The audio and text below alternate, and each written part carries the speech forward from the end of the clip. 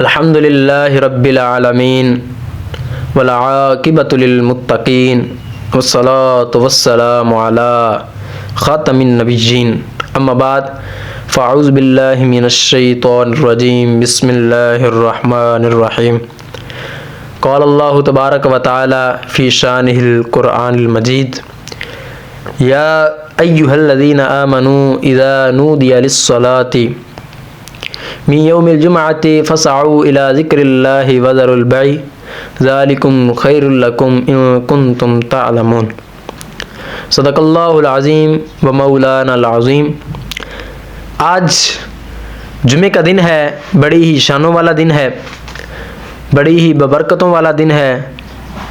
आज के दिन को, जुमे के दिन को यौम ईद भी कहा जाता है और आज के दिन जहन्नुम की आग सुलगाई नहीं जाती और जुमे के दिन जहन्नुम के दरवाज़े बंद हो जाते हैं।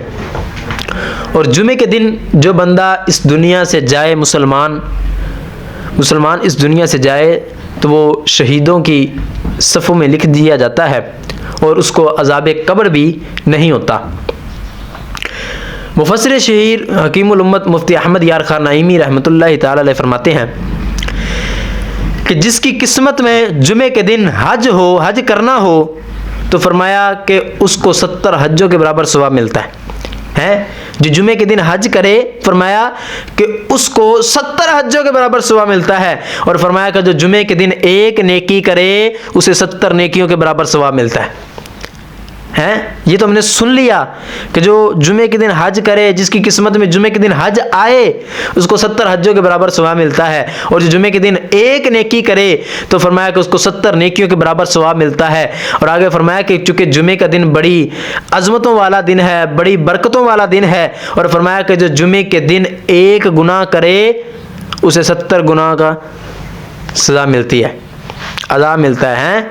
जो एक गुनाह करे उसे 70 गुनाहों के बराबर सज़ा मिलती है।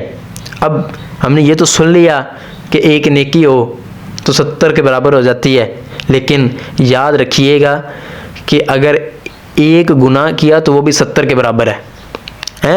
बंदा सोच समझ के कदम उठाए जुमे के दिन कि यार मैं रब की नाफरमानी करने लगा हूँ।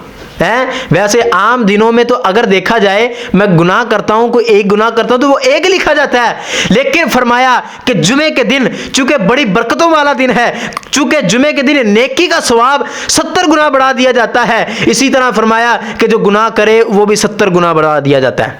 अब मुझे बताएं यार, आज जुमे का दिन है और हमारे कई हज़रात ऐसे होंगे जो नमाज फजर भी अदा नहीं करेंगे, फिर जुमा भी अदा नहीं करेंगे, असर मगरिब सारी नमाजें कदा करेंगे और रब की नाफरमानी भी करेंगे, रब को नाराज़ भी करेंगे।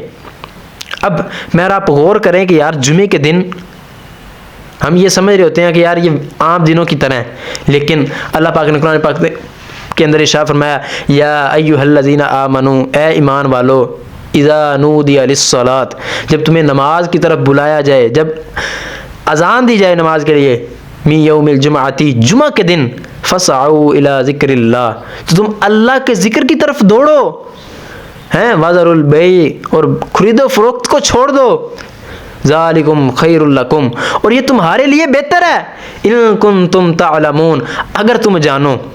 अब इस आयत पाक में अल्लाह पाक क्या फरमाता है? अल्लाह पाक फरमाता है ए ईमान वालो, जब नमाज जुमा हो जाए तो तुम अल्लाह के जिक्र की तरफ दौड़ो और बै को छोड़ दो, खरीदो फरोख्त को छोड़ दो, और तुम्हारे लिए बेहतर है अगर तुम जानो। लेकिन आज हमारा हाल ये बन चुका है, उधर मुअज्जिन अल्लाहु अकबर कहता है, जुमे की अजान देता है, लेकिन हम अपने कारोबार पे पूरे के पूरे खड़े हैं, हम अपने कारोबार पे जनाबे वाला टस से मस नहीं होता है। क्यों? क्योंकि गाहक आएगा, वो चला जाएगा वापस कि दुकान बंद है, मुझे नुकसान हो जाएगा। अल्लाह के रब ने फरमाया कि इस दुनिया में अगर मैंने इंसान को भेजा है तो उसकी जो रोजी है, उसका जो रिज़्क है वो भी मेरे जिम्मे है। अरे जब रब फरमा रहा है कि रोजी का जिम्मा मेरे जिम्मा करम पे है, तुम आओ ना रब की बारगाह की तरफ, रब की बारगाह की तरफ आओ तो सही। हालांकि रब ही फरमा रहा है, ऐ ईमान वालो, जब अजान जुमा हो जाए तो तुम अल्लाह के जिक्र की तरफ दौड़ो और बैग को छोड़ दो। लेकिन आज हमारा हाल ये बन चुका है कि हम अल्लाह के जिक्र को छोड़ रहे हैं और खरीदो फरोख्त की तरफ भाग रहे हैं। दुनिया में हाथ इतने मगन हो चुके हैं, इतने मगन हो चुके हैं, ना हमें अजान फजर सुनाई देती है, ना अजान जुमा सुनाई देता है, ना असर की अजान सुनाई देती है, ना मगरिब की सुनाई देती है, ईशा की भी नहीं सुनाई देती, कोई अजान नहीं सुनाई देती। अब मुझे बताएं, क़यामत के दिन अगर रब ने पूछ लिया कि बता तूने कितनी नमाजें पढ़ी अपनी जिंदगी में, हैं? तुझे मैंने 70 साल की जिंदगी दी, 60 साल की जिंदगी दी, बता कितनी नमाजें पढ़ी। क़यामत के दिन सबसे पहले नमाज का सवाल होगा ना।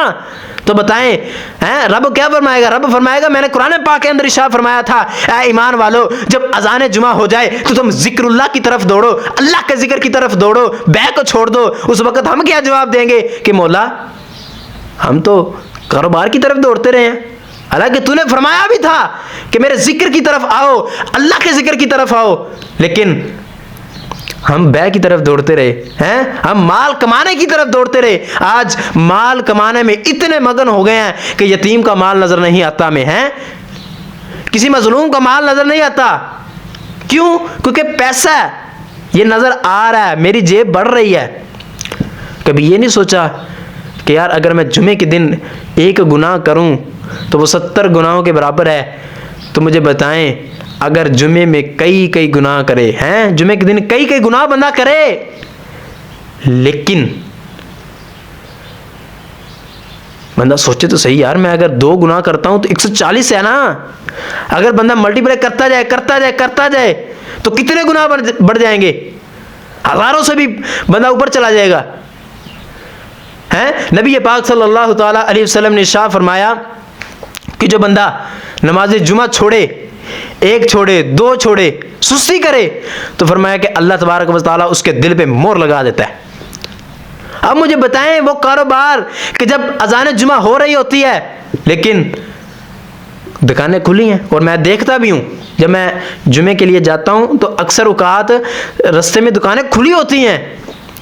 और भाई जब रब ने फरमा दिया कि अजान जुमा हो गई तो मेरे जिक्र की तरफ दौड़ो, अल्लाह के जिक्र की तरफ दौड़ो, खरीदो फरोख्त को छोड़ दो। क्यों? क्योंकि रब ने रिज़्क़ का जिम्मा खुद लिया है, हैं? आज हम ये भूल चुके हैं कि रिज़्क़ का जिम्मा अल्लाह ने लिया है। हम ये समझ रहे होते हैं कि रिज़्क़ का जिम्मा सिर्फ इंसानों के पास है, हैं? हम किसी सेठ की नौकरी करेंगे तो हमें माल मिलेगा, हैं? अल्लाह की नाफरमानी करेंगे तो माल मिलेगा। अब भाई किसने बता दिया आपको कि सेठ की नौकरी करने से, अल्लाह की नाफरमानी करने से इस तरह होता है? भाई अल्लाह तबारक व तआला जिसे चाहता है रिज़्क़ देता है और जितना चाहता देता है। मुझे बताएं कि यार हमारे पास रिज़्क़ भी कम है और हम ये चाहते भी हैं कि हमारा रिज़्क़ बढ़े, लेकिन फिर भी अल्लाह तबारक व तआला की नाफरमानी पे नाफरमानी किए जा रहे हैं। अल्लाह पाक फरमाता है ना, अदऊनी अस्तजिब लकुम, तुम मुझसे दुआ करो मैं तुम्हारी दुआ कबूल करूंगा। लेकिन आज हमारा हाल ये है कि हम रब के सामने गिड़गिड़ाते नहीं हैं, अल्लाह के सामने दुआ नहीं मांगते, अल्लाह मौला मेरी ये परेशानी दूर कर दे, अल्लाह तबारक व तआला से इस तरह की दुआ नहीं करते। लेकिन इसी के मद्दे मुकाबिल अपने सेठ के पास जाएंगे, हैं? अपने जनाबे वाला जो बड़ा ओहदेदार है उसके पास जाएंगे, यार मुझे ये परेशानी है, दे दे मुझे कुछ, हैं? अगर बिलफर्ज दे भी देता है तो फिर बंदा क्या करता है कि यार इसने मेरी मदद की है, अगर इसने कोई भी काम किया ना तो मैं सर झुका लूंगा। लेकिन मेरा रब जब रिज़्क़ देता है तो फिर बंदा बड़ी शान और शौकत के साथ चलता है, और भाई मैंने अपने रब से मांगा है, किसी से नहीं मांगा। लेकिन हाल यही है कि हम कुरान पाक की इस आयत के बरखिलाफ चल रहे हैं?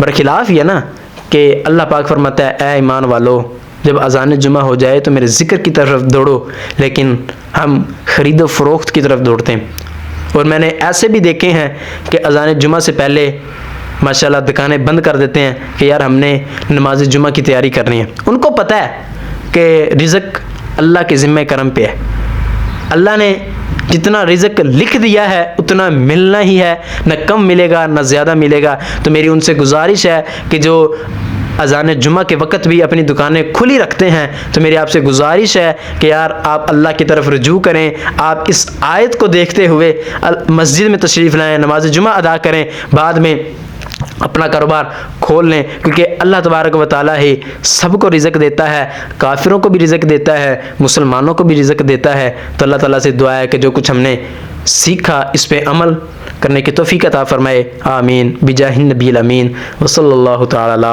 खैरि खल्क़िही मुहम्मदिन व सहाबिही अजमाइन।